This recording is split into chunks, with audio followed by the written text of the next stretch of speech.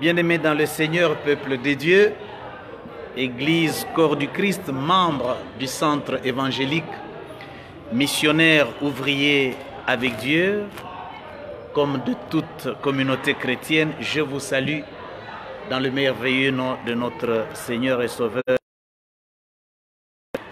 Notre culte de ce 20 mars 2020, un vendredi, jour de prière, jour des signes, jour des prodiges, se déroule aujourd'hui dans des conditions un peu particulières. Comme vous le savez, depuis quelque temps, le gouvernement a décrété des mesures, a rendu publiques des mesures prises dans le cadre de la lutte contre l'épidémie qui sévit actuellement dans le monde entier.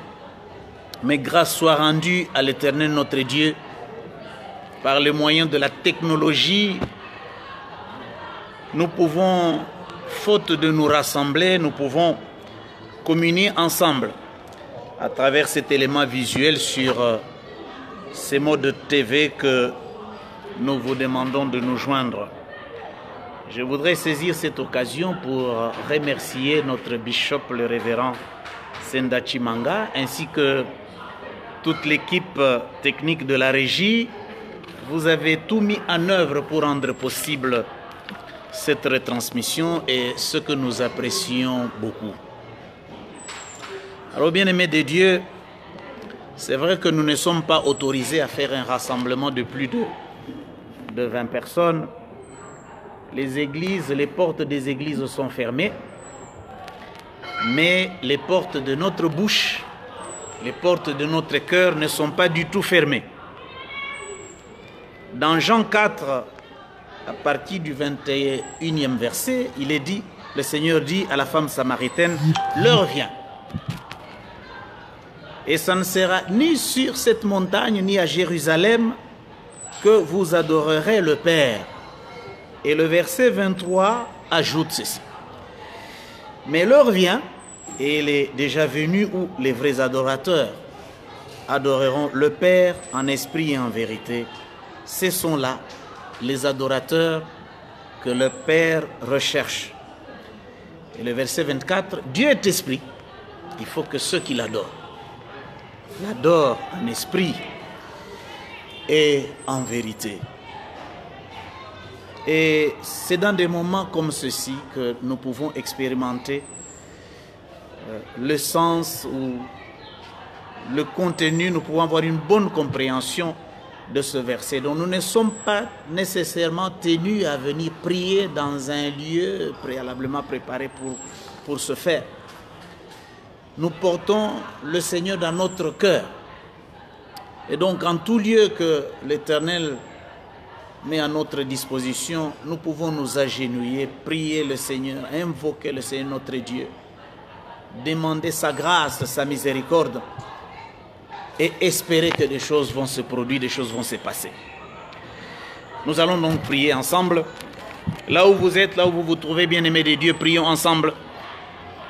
Père éternel, ta parole ne s'appuie pas sur le discours du genre humain, mais ta parole s'appuie sur une démonstration de ton Esprit Saint. En effet, il est écrit que c'est poussé par le Saint-Esprit, poussé par la puissance du Saint-Esprit, que des hommes ont parlé de ta part.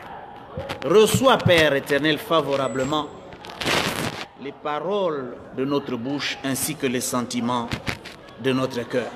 Aujourd'hui, c'est vendredi, notre jour de prière, notre jour des signes, de prodiges et des miracles, le jour de guérison. Père éternel, tu es le même hier, aujourd'hui et éternellement. C'est la raison pour laquelle on t'appelle éternel. Tu ne changes pas. Quelles que puissent être les mesures prises par le gouvernement de ce monde, Père, tu restes sur ton trône. Tu es le même. En toi, il n'y a ni variation ni ombre de changement. Ta parole garde la même puissance, ô Dieu. Tu es capable, Père, de toucher le cœur, de toucher toute personne de quelque lieu qu'elle se trouve, pour transformer sa vie, pour transformer la situation qu'elle est en train de passer en ce moment-ci, Père. Merci pour ta bonté. Merci pour ton Esprit Saint. Merci pour ton amour. Merci pour le sang de notre Seigneur Jésus-Christ. Ô Père, permets que chacun d'entre nous, dans des circonstances actuelles, puisse exercer son sacerdoce,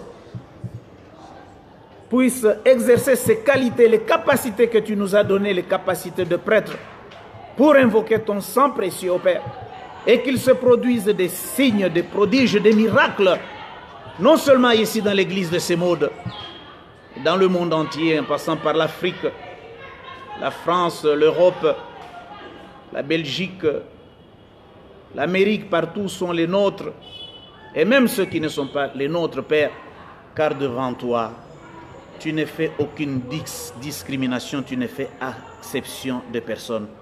Nous te le demandons au nom de notre Seigneur et Sauveur Jésus-Christ. Amen. Amen. Alors, depuis mercredi, nous sommes en train de partager sur le thème de l'année qui est puisé, qui est tiré dans Jérémie 29. C'est le 12e verset particulièrement qui nous préoccupe. Mais pour une bonne compréhension, nous le lisons à partir du 11e verset. Donc du 11e verset jusqu'au 12e. Nous pouvons le lire ensemble. Jérémie 29 à partir du 11e verset. Dans la version Louis II. Car je connais les projets que j'ai formés sur vous, dit l'Éternel des armées, projets de paix et non de malheur, afin de vous donner un avenir et de l'espérance. Vous m'invoquerez et vous partirez, vous me prierez et je vous exaucerai. C'est la version Louis II qui est la version commune que l'on peut trouver sur le marché de la Bible à portée de toute bourse, je l'espère. Mais nous avons lu également dans plusieurs versets, dans plusieurs versions, je voulais dire. Je ne vais pas les parcourir à nouveau, mais je vais essayer de stigmatiser ici et là la manière dont les écrivains de la Bible ont rendu compréhensible cette écriture afin que nous puissions bien la comprendre et de cette compréhension naisse la révélation et que de la révélation nous puissions avoir l'appropriation nécessaire. N'est-ce pas qu'il est écrit que c'est la révélation de l'Éternel, de la parole de Dieu qui est claire. Et nous avons trouvé à travers ces différentes versions combien est riche la parole de Dieu et combien est riche ce verset. Quelques lignes mais très très profondes. Par exemple, dans la version du Semeur, vers la fin du 11e verset, j'aime bien le terme utilisé par l'auteur. Il parle d'un avenir plein d'espérance. Un avenir plein d'espérance. Alors vous m'invoquerez et vous viendrez m'adresser vos prières et je vous exaucerai. Vous voyez un peu, vous notez la différence avec Louis II. Dans le Semeur, l'auteur dit, vous viendrez m'adresser vos prières et je vous exaucerai. Et Louis II 21 explicite davantage. Il dit, alors vous m'appellerez et vous partirez, vous me prierez et je vous exaucerai. Vous m'appellerez. Ça marque une petite différence avec la version Louis II tout court où on parle d'invoquer. Et nous pouvons encore avancer dans d'autres versions. Je cite simplement une version que nous utilisons aussi assez souvent, c'est la version français courant, où l'auteur au verset 11 dit « Car moi le Seigneur, je sais bien quel projet je forme pour vous et je vous l'affirme. » J'aime bien ce mot. Il n'est pas dit seulement « je le déclare » ou « je vous le dis », mais le Seigneur dit ici « je vous l'affirme ». J'aime bien l'affirmation, c'est-à-dire que la certitude, nous avons ici la certitude que c'est le Seigneur lui-même qui le dit. Et il dit quoi? Il dit, si vous venez alors m'appeler. Vous voyez encore une fois dans la version français courant, il est dit, si vous venez m'appeler et me prier, je vous écouterai. Nous terminons par la version peine de vie. Dans la version peine de vie, il y a encore, si je puis dire, une accentuation.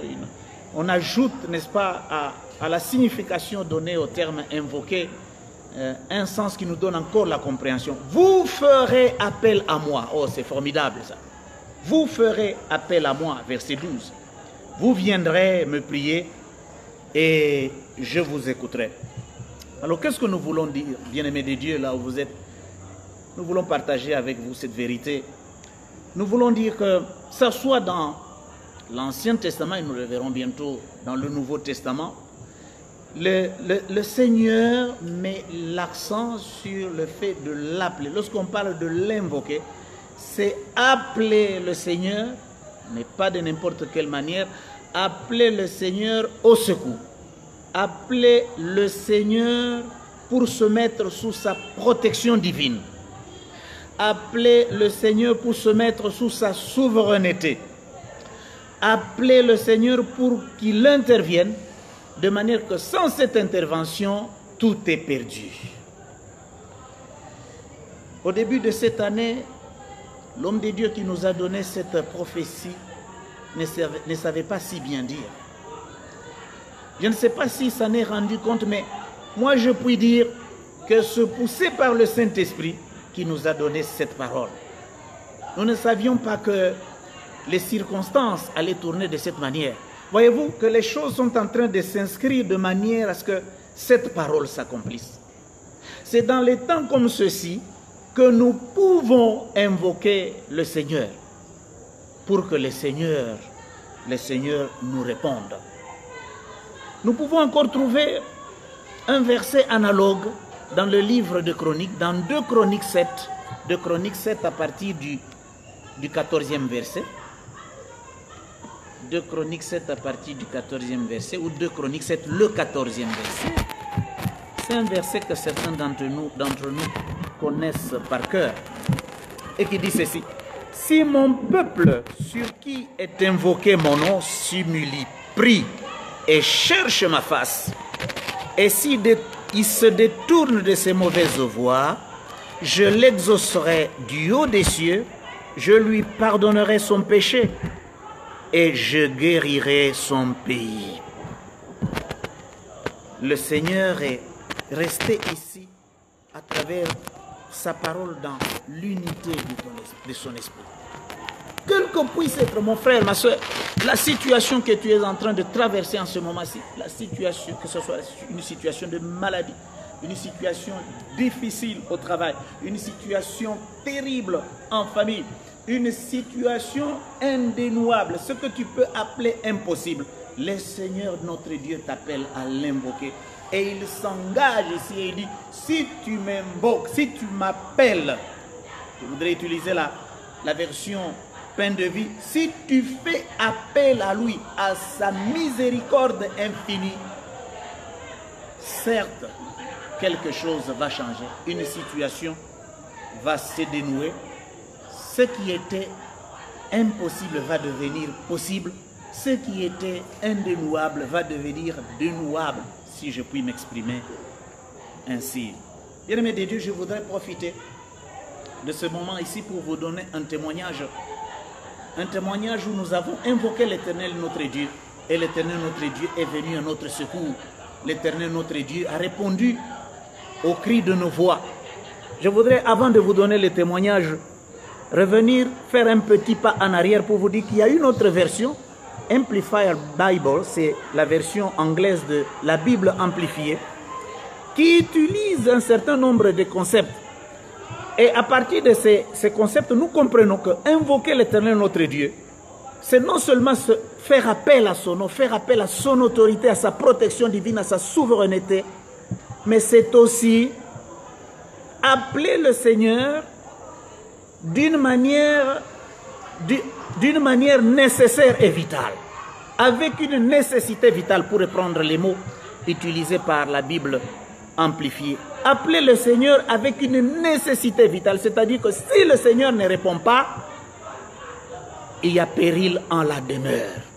Et la Bible amplifiée parle non seulement d'écouter, mais il dit, je vous entendrai, j'entendrai votre voix. C'est ce que j'aime bien dans cette version.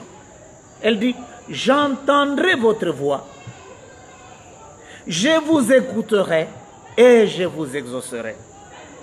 Je vous restaurerai dans votre fortune. Ah, j'aime bien ça. Israël avait perdu toute sa fortune pendant ces moments de captivité. Mais l'Éternel Dieu les a restaurés. Il les a fait revenir de la captivité pour les remettre dans leur pristine état. Alors donc, je promettais de vous faire un témoignage. Bien-aimés de Dieu, nous sommes allés effectuer une mission à Lubumbashi, et de retour de Lubumbashi, nous devions passer par Mbuji-Mayi, et de Mbuji-Mayi, Kananga, Kinshasa. Nous avons donc pris un avion dont je ne cite pas le nom de la compagnie pour des raisons de discrétion et pour ne pas faire une campagne de dénigrement ou de faire une campagne de publicité pour cette compagnie. Alors donc nous étions à bord de cet avion arrivé à Mbuji-Mayi. Nous devions décoller à nouveau, prendre le vol vers Kananga. Entre Mbuji-Mayi et Kananga, la durée de vol n'est pas longue. Sauf erreur de ma part, elle ne devrait pas dépasser les 15-20 minutes. Il a plu abondamment sur Mbuji-Mayi. J'ai regardé par le hublot, il y avait de l'eau qui traînait un tout petit peu sur la piste. Mais tout d'un coup, le pilote prend la décision de décoller. Je signale qu'avant de décoller, il y avait des formalités et tout ça. Les gens sont montés à bord de l'avion à partir de Mbuji-Mayi. J'ai remarqué qu'il y avait une dame à côté de moi. Elle est montée de Mbuji-Mayi. Elle s'est assise à côté de moi. Mais dès qu'elle est entrée, elle a commencé à prier. Ben nous, on était distraits. Il y en a qui bavardaient, il y en a qui vaquaient à leurs occupations à bord de l'avion. Vous connaissez les avions en Afrique. Il y en a qui se mettaient dans la rangée parce que cette compagnie avait le monopole à l'époque. C'était la seule compagnie qui servait ou qui desservait les lignes commerciales entre différentes villes du pays. Et donc il y avait des moments où il y avait un surnombre. Et on a été obligé de laisser passer un certain nombre de passagers dans la ligne centrale. Il y en avait qui étaient assis. Et comme on était en surnombre, il y en avait qui étaient dans la rangée centrale. Mais cette dame à côté de moi ne faisait que prier. Ben, j'ai dit, bon, c'est une dame qui prie, c'est normal. Elle priait et elle priait. Alors quand le pilote prend la décision de prendre l'envol, j'ai dit à mon voisin à côté, je pense que j'étais sur le siège du milieu, j'ai dit, mais le pilote prend une décision difficile. Parce que regardez, le ciel est noir, il vient de pleuvoir, il continue à pleuviner. Je crois que nous allons passer des moments difficiles. Je ne croyais pas si bien dire. La maman continue à prier. Mais le pilote a pris sa décision, la décision de décoller. Eh bien, il décolla. On a décollé. On a pris l'envol. On n'avait pas encore atteint la vitesse de croisière qu'on a entendu un bruit. Et le bruit venait d'où? Eh bien, l'avion a quitté un niveau pour tomber à un autre niveau plus bas. Et c'était des secousses et des secousses. Bien-aimés de Dieu, ce n'était pas facile à vivre. Parce que nous croyions que nous allions faire un crash. Alors tout le monde, il y a eu de l'agitation à bord de l'avion. Mais cette maman qui était à côté de moi commençait à invoquer le nom de notre Seigneur Jésus-Christ. Tous ceux qui étaient à bord, les autres, invoquaient aussi de leur manière. Il y en a qui jetaient le lousanzo, il y en a qui utilisaient d'autres vocables. Mais cette maman invoquait le nom de notre Seigneur Jésus-Christ. Au bout de quelques minutes, le pilote a réussi à stabiliser l'avion. Et nous avançons donc de quelques minutes encore pour atteindre Kananga. Et quelques instants après, le pilote a commencé à amorcer les manœuvres d'atterrissage. Mais ce qui s'est passé en particulier, encore une fois, à bord de cet avion, c'est que pendant que le pilote était en train de se débattre pour maîtriser son avion, dans la ligne des personnes qui n'étaient pas assises, il y avait un papa qui n'avait pas fermé son téléphone. Mais alors le téléphone a commencé à sonner pendant ce temps-là. Alors vous vous imaginez la scène. Tout le monde s'est emporté contre lui. On a oublié que l'on a invoqué l'Éternel notre Dieu.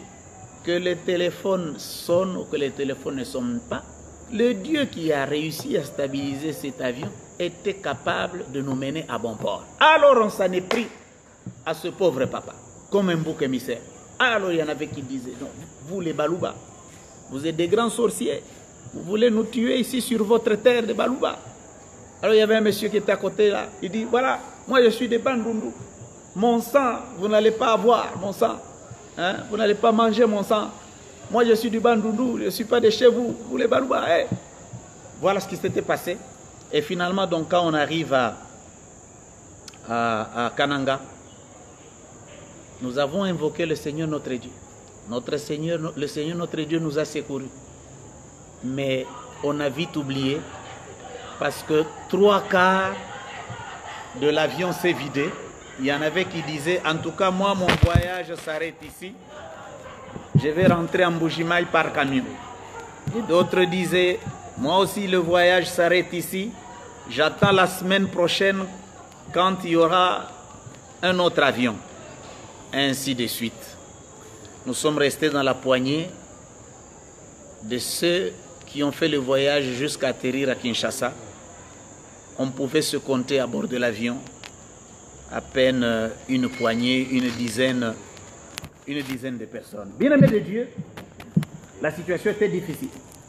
Je suis resté persuadé jusqu'aujourd'hui que si cette femme à côté de moi n'avait pas invoqué le nom du Seigneur notre Dieu,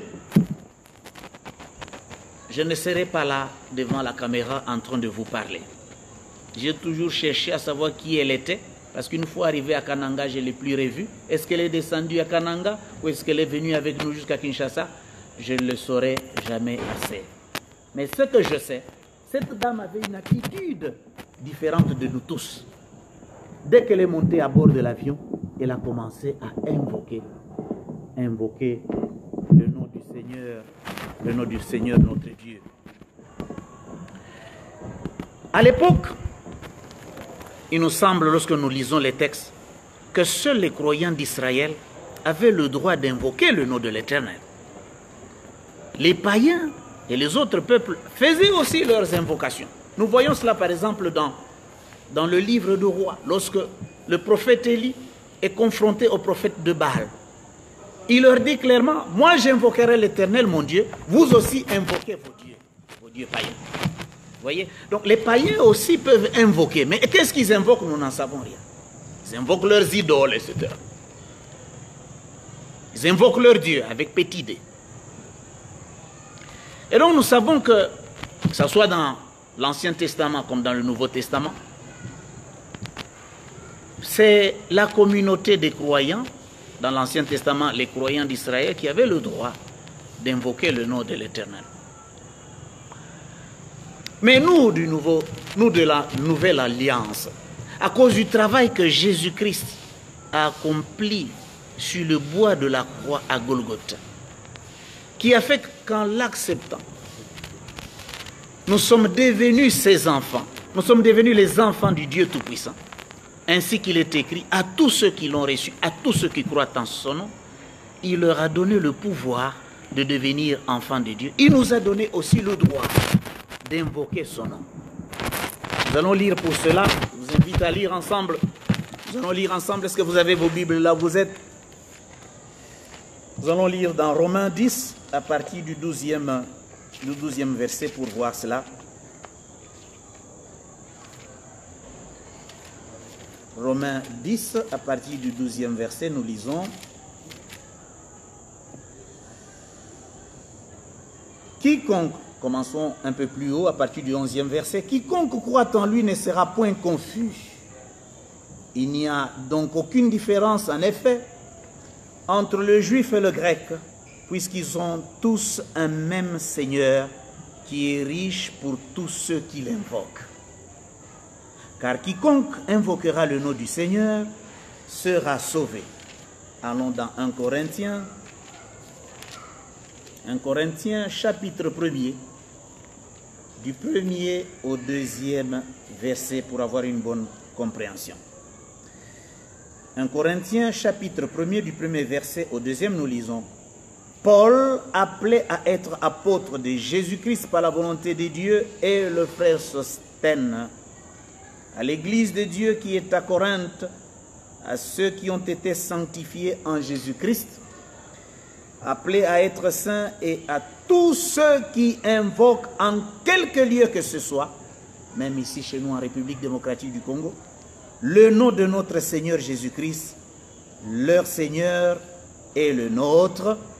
Que la grâce et la paix vous soient données de la part de Dieu, notre Père, et du Seigneur Jésus-Christ. Quiconque invoquera maintenant, c'est le moment bien-aimé de Dieu. Ce n'est pas seulement les croyants d'Israël, le peuple juif, qui a le droit d'invoquer le nom de l'Éternel. Je le disais, à cause du travail, de l'œuvre de Jésus-Christ, sur le bois de la croix, à Golgotha, nous avons été rendus éligibles, nous aussi. Nous sommes des quiconques. Mais pas n'importe quiconque, mais quiconque invoque le nom du Seigneur. C'est dans des circonstances comme celle-ci, bien-aimés de Dieu, que nous sommes appelés à invoquer le nom du Seigneur, le Seigneur notre Dieu. Le monde est en train de passer par un moment de détresse. Je ne veux pas dire que je vois là un signe de la fin des temps. Je ne vais pas anticiper sur les choses. Mais je vois là une opportunité pour que le Seigneur fasse une différence entre ceux qui l'invoquent en vérité, comme Élie ce jour-là en face du prophète de Baal, et ceux qui ne l'invoquent pas. Il faut qu'il y ait une différence. Il y a un défi qui est devant nous. Et quel que puisse être le défi qui est devant toi, je ne sais pas, bien-aimé de Dieu, quelle situation tu es en train de traverser. Au travail, en famille. Je ne sais pas, bien-aimé de Dieu, ce qui fait que tu passes par un moment difficile. Mais ce que je sais, c'est que si tu invoques en ce moment-ci le nom de l'Éternel notre Dieu, c'est une certitude. La parole de Dieu telle que nous a été donnée, elle ne met aucun doute. Elle ne fait l'objet d'aucun doute. Elle ne permet pas une possibilité, mais elle donne plutôt une certitude à tous ceux qui croient au Seigneur Jésus-Christ. Jabez a été dans une situation difficile. C'est un homme, nous dit la Bible, qui a connu des moments de souffrance. Il a été appelé Jabez, nous dit la Bible, parce que sa mère l'a conçu dans la peine et dans la souffrance. Mais la Bible nous dit que Jabez invoqua le nom du Seigneur. Nous pouvons retrouver ce texte dans 1 Chronique 4, du 9e au 10e verset. Jabez invoqua le nom du Seigneur. Il dit: oh Seigneur, si tu étendais mes limites. Je pense que ce serait mieux de le lire exactement tel qu'il est rendu dans la Bible, pour que nous ayons une bonne compréhension et que nous puissions en tirer tous les effets bénéfiques. 1 Chronique, je disais 1 Chronique 4, à partir du 9e au 10e verset, nous lisons: Jabez était plus considéré. La Bible commence par la fin de la situation de Jabez. Jabez était plus considéré que ses frères, virgule. Sa mère lui donna le nom de Jabez. Là maintenant on parle de sa naissance. On a commencé par la situation d'après pour reprendre la situation à sa naissance. À sa naissance, Jabez, la Bible nous dit, Jabez, sa mère lui donna le nom de Jabez en disant: c'est parce que je l'ai enfanté dans la douleur. Mais Jabez invoqua, lorsqu'il s'est rendu compte de cette situation difficile, Jabez invoqua le nom d'Israël, le Dieu d'Israël, en disant: si tu me bénis là où tu es mon frère, prie l'Éternel notre Dieu qu'il te bénisse. Si tu me bénis et que tu étendes mes limites, prie l'Éternel ton Dieu, prie l'Éternel notre Dieu qu'il étende tes limites, qu'il fasse sauter les verrous de tes limitations dans quelque domaine que ce soit. Si tu étendais mes limites, si ta main est avec moi et si tu me préserves du malheur, invoque, bien-aimé de Dieu, le nom de l'Éternel, notre Dieu, pour te mettre sous la coupe de sa protection. Si ta main est avec moi et si tu me préserves du malheur, en sorte que je ne sois pas dans la souffrance.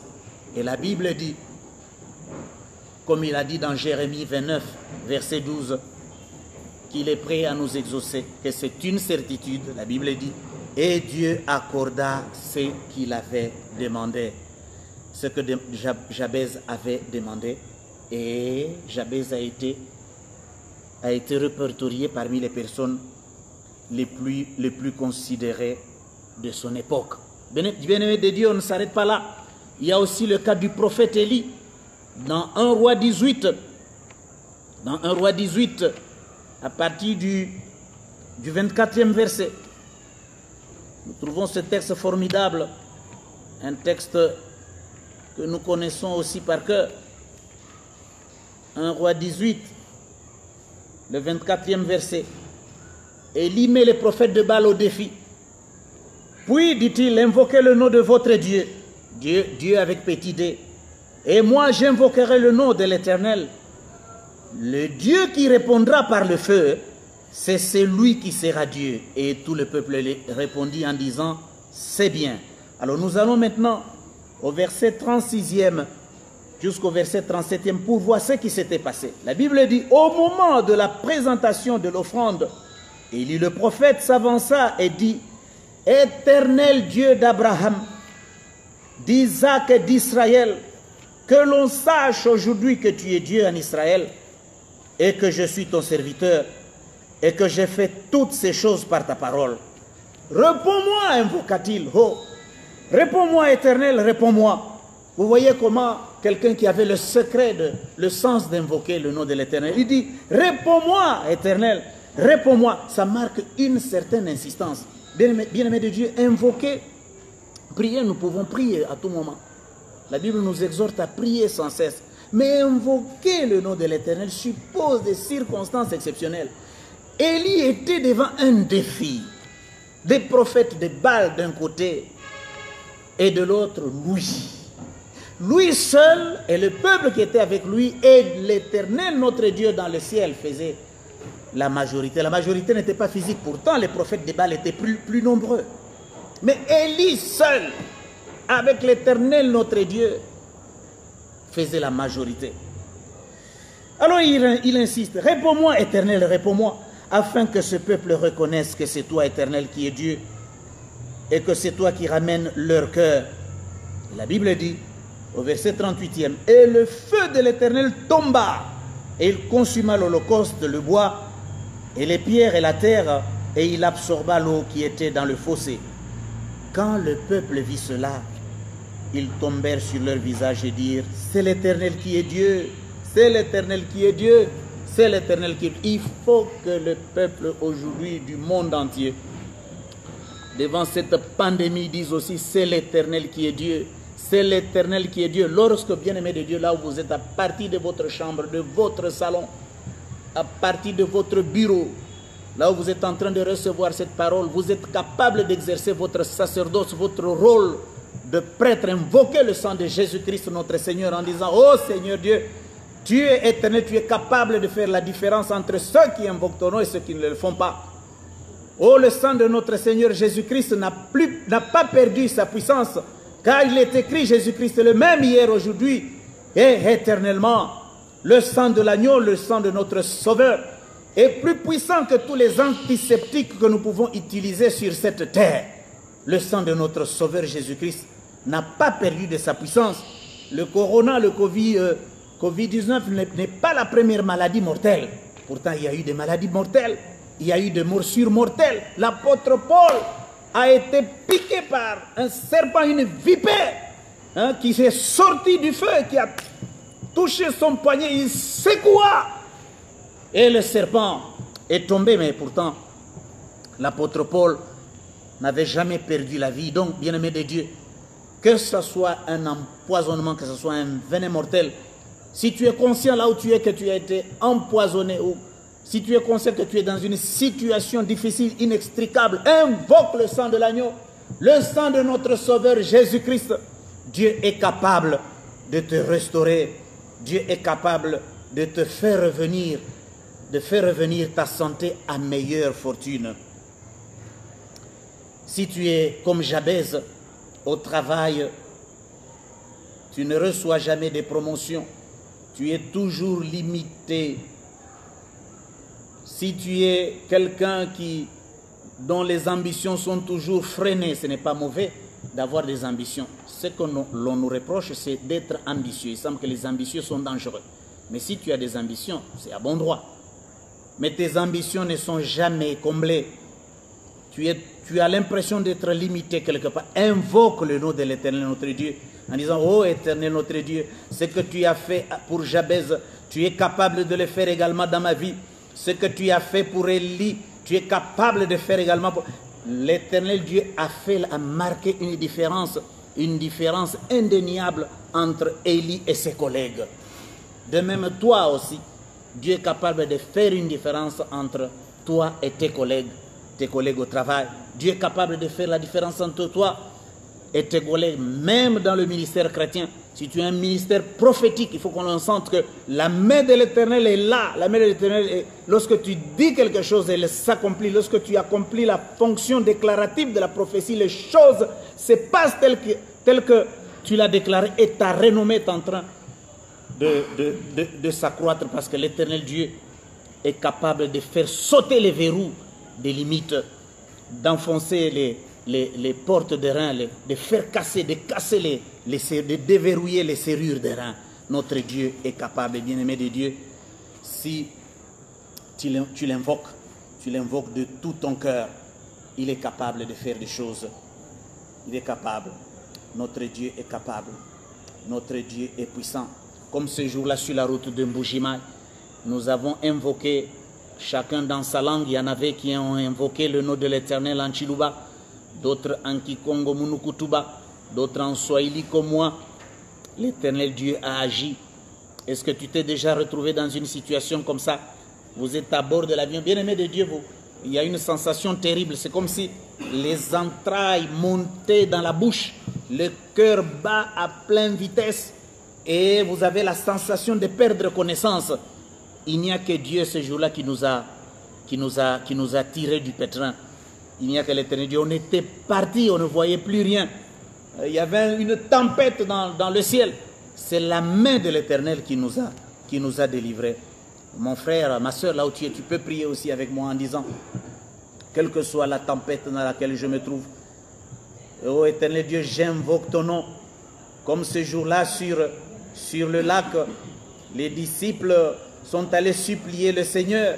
Et il y a une tempête. Oh, pendant que la tempête se lève, toi tu dors. Non, le Seigneur ne dort pas.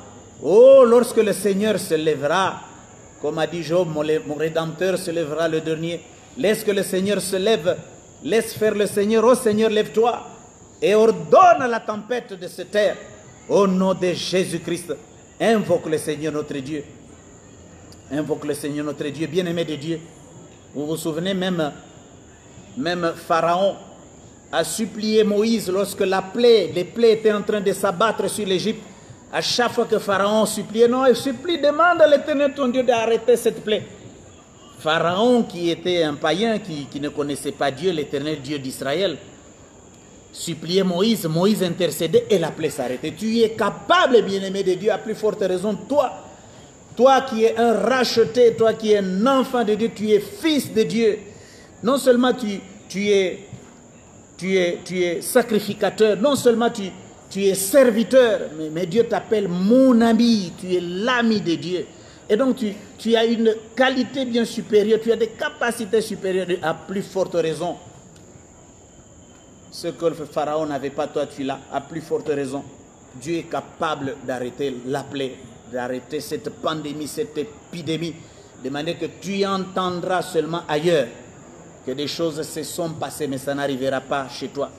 Cela n'arrivera pas. Dis avec moi là dans ta maison, dis avec moi, bien-aimé de Dieu, là où tu es, dis, ça n'arrivera pas au CEMOD, au centre évangélique, missionnaire ouvrier avec Dieu. Ça n'arrivera pas dans mon église, ça n'arrivera pas dans ma maison, ça n'arrivera pas au travail. Prie aussi pour tes collègues de travail, prie pour les membres de ta famille qui soient à l'intérieur du pays. Prie, ô Seigneur Dieu, étends ta main comme tu as étendu ta main sur Jabez. Tu es capable d'étendre ta main sur tout le territoire de la République démocratique du Congo pour stopper la plaie. Père, nous te le demandons par le merveilleux et puissant nom de notre Seigneur Jésus-Christ. Que le sang de notre Seigneur Jésus-Christ nous serve de signe.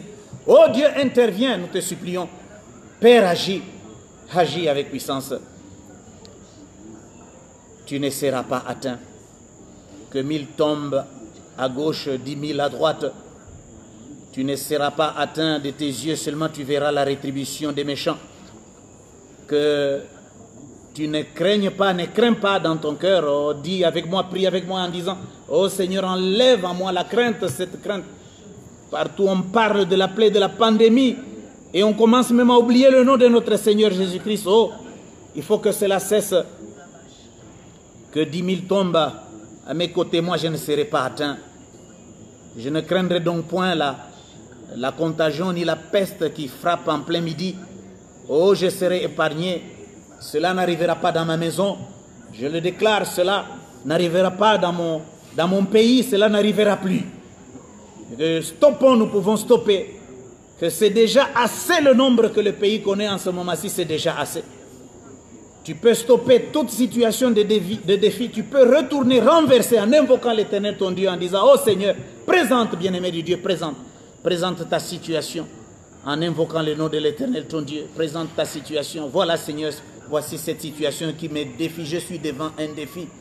Je viens invoquer ton nom pour que tu fasses une différence, pour que tu me restaures, pour qu'il y ait un retournement des situations. Dieu est capable d'opérer un retournement des situations dans ce que tu es en train de traverser, dans ce que tu es en train de vivre. Au nom de Jésus-Christ. Oh, merci Seigneur. Merci Père. Merci Père, merci. Merci pour ce que tu es en train de faire au milieu de nous, au milieu de ton peuple de ce monde comme le peuple de toute la communauté chrétienne. Oh, laisse promener ta main, oh divine, ta main divine. Libère les anges lorsque vient l'ange de la destruction, l'ange de la mort. Oh, qu'il trouve sur nos portes le sang de l'agneau, sur les linteaux de nos portes, sur les frontaux de nos portes, sur les linteaux, les frontaux de nos fenêtres, qu'il trouve sur les linteaux et les frontaux de nos vies, de notre être entier, qu'il trouve le sang de l'agneau, le sang de notre Seigneur Jésus-Christ.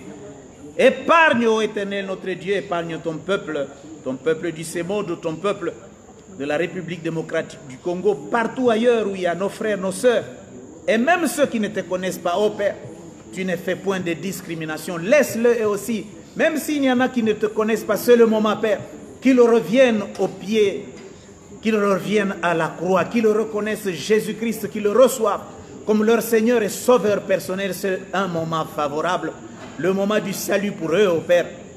Par ces circonstances difficiles, peut-être c'est le moment pour qu'ils viennent à toi. Parce que souvent dans l'abondance, souvent dans l'aisance, nous avons tendance à t'oublier, Papa. Il faut de temps en temps que nous soyons secoués de cette façon pour que nous revenions vers toi, de tout notre cœur. Pardonne, Papa, et tends ta main de la miséricorde au nom de notre Seigneur Jésus-Christ. Ton sang efface toute condamnation pour ceux qui demeurent en Jésus. Oh, ton sang efface toute condamnation pour ceux qui demeurent en Jésus.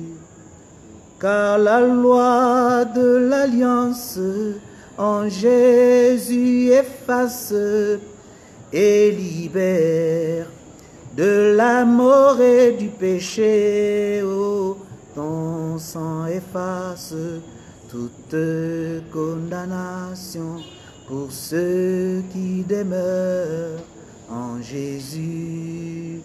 Yahweh nabika mwao sembola loboko na yo bato nyonso bamona yango bakumisa kombo na yo. Yahweh, Yahweh, nabikamwa. Sembolaka loboko na yo. Bato nyonso bamona yango. Bakumisa kombo na yo. Belela, belela, belela, Yahweh, Yahweh nabikamwa. Belela, belela, Yahweh, oh, Yahweh nabikamwa. Eliya belelaki Yahweh, Yahweh nabikamwa. Yahweh akitisaki moto, Yahweh nabikamwa. Mose abelelaki Yahweh, Yahweh nabikamwa. Yahweh afongolaki Mediterranée, Yahweh nabikamwa. Yahweh nabikamwa, Yahweh nabikamwa. Tobeleli yo Yahweh, Yahweh nabikamwa. Sembola loboko na yo, Yahweh nabikamwa. Yahweh, oh Yahweh, Yahweh nabikamwa. Nous avons prié ensemble. Nous croyons que ce que nous avons demandé en priant selon sa volonté, Dieu non seulement il nous écoute, il nous exauce, et nous croyons sincèrement que nous verrons les effets, car nous possédons la chose que nous avons demandée. Amen. Nous acclamons le Seigneur, notre Dieu, là où nous sommes. Merci Seigneur Jésus-Christ. Merci Père éternel. Que l'amour de Dieu le Père, la grâce de notre Seigneur Jésus-Christ et la communion du Saint-Esprit soient avec vous dans votre demeure et partout où vous serez. Au nom de Jésus, nous avons ainsi prié. Amen. Amen.